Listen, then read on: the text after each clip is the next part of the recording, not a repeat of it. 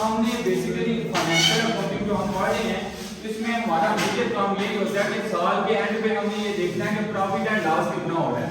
हमें एक specific business के अंदर रहते हुए साल के अंदर हमेशा अकाउंटिंग ये जो है वो हमारा साल का होता है। एक साल के अंदर हमारा प्रॉफिट एंड लॉस कितना हो रहा है, उसी प्रॉफिट एंड लॉस को हमने मेजर करना है। इसमें सिंगल एंट्री सिस्टम में पहले हम डबल एंट्री सिस्टम को फॉलो करते थे, उसमें हमारा पूरा स्केच था, जर्नल बनता था, जर्नल के बाद लेजर बनता था, लेजर के बाद ट्रायल बैलेंस के बाद हमारा प्रॉफिट एंड लॉस अकाउंट और फिर बैलेंस शीट बनती थी। तो वो हमारा एक सिस्टम था। अब इसमें हमने डबल स्क्रैप रिकॉर्ड नहीं किया, हमारे पास इनकम्प्लीट रिकॉर्ड है, सिंगल एंट्री सिस्टम इसको कहते हैं।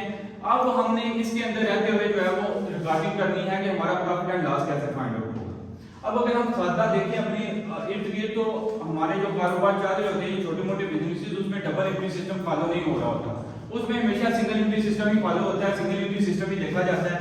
अब उसमें क्या देखा जाता है, अगर हम किसी भी दुकानदार का हिसाब किताब देखें तो उसने क्या लिखा होगा, फलां से इतने पैसे लेने हैं, फलां को इतने पैसे देने हैं। हम सादा खाता रजिस्टर देखें तो उस पर यही लिखा होगा। अब वो एक सादा शॉपकीपर वो साल के दौरान मुख्तलिफ चीजें खरीदता है, पैसा लेके भी आता है, पैसा उसमें से निकालता भी है। अब वो पूरे साल के अंदर प्रॉफिट एंड लॉस कैसे फाइंड आउट करेगा, तो वही हमने इस चैप्टर के अंदर देखना है कि ये जो छोटे मोटे कारोबार हैं ये अपना प्रॉफिट एंड लॉस कैसे फाइंड आउट करते हैं। अब उसमें हमें देखने के लिए सबसे पहले हमने ये देखना है कि उसमें जब उन्होंने कारोबार शुरू करते हैं, जब बिजनेस में वो कारोबार का आगाज कर रहे हैं, उस वक्त के बाद से लेके जब पूरे साल का इख्तिताम हो रहा है, उन्होंने कितनी ट्रांजैक्शन किया, उसमें हमने ये देखना है कि साल के शुरू में उसने कितना सरमाया लगाया था, सरमाया कितना लगाया था, और साल के आखिर में उसका सरमाया कितना बचा। उन दोनों के दरमियान हमने कंपैरिजन करना है। अगर वो साल के आखिर का सरमाया साल के शुरू के सरमाए से ज्यादा है तो वो प्रॉफिट है, अगर साल के शुरू का सरमाया साल के आखिर के सरमाए से कम आ जाता है तो हमारा वो लॉस की सूरत में शुरू होता है। अब दो चीजें हो गई कि हमने शुरू का सरमाया देख लिया, आखिर का सरमाया देख लिया, उन दोनों को कंपैरिजन कर लिया। अब साल के दौरान भी एक बंदा जो ऑनर है वो कारोबार में कोई पैसा डाल सकता है और कोई पैसा निकाल सकता है। अगर वो पैसा साल के दौरान बिजनेस में लगाता है तो वो भी वो लेस कर लेगा, और अगर कोई पैसा निकलवाता है तो वो ऐड कर लेगा।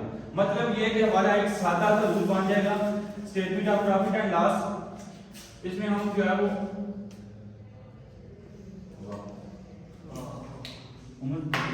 और मानकर होगा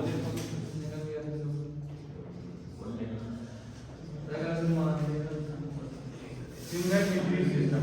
अब इसमें हमारी statement of profit and loss